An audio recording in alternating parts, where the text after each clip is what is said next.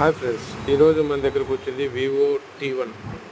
ఈ మొబైల్ వచ్చేసి మొత్తం పాటలు తీసుకొచ్చాడు. అదే ఏదో గట్టిగా కింద కొడితే మొత్తం ఇలా ఊడిపోయిందంట.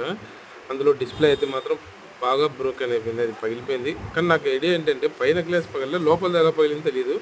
సరే అని చెప్పేసి మనం బెజవాడ అనేసి finger print display finger print పనిచేసి తీసుకొచ్చాము. ఇప్పుడైతే మనము ఈ కాంబో దీనికి అయితే ఇప్పుడు దీనికి డిస్ప్లే మార్చి మనం చెక్ చేద్దాము, మొత్తం వర్కింగా లేదా. నాకైతే అతను వర్కింగ్ అని చెప్పాడు, కానీ మనం చెక్ చేయలేదు కదా, చెక్ చేయడం అవకాశం లేదు కదా. దాన్ని బట్టి మనం తీసుకొని చెక్ చేసి దీనికి డిస్ప్లే సెట్ చేసిన తర్వాత చూద్దామండి. ఇప్పుడైతే మనం ఇదిగోండి, ఏదైనా మన ఇన్ డిస్ప్లే ఫింగర్ ప్రింట్ అంటే ఎల్ఈడికి గమ్ అనేది చాలా తక్కువ వేయండి. ఎందుకంటే గమ్ అనేది ఎక్కువ వేస్తే ఇక్కడ కింద మీకు చూపిస్తాను చూడండి,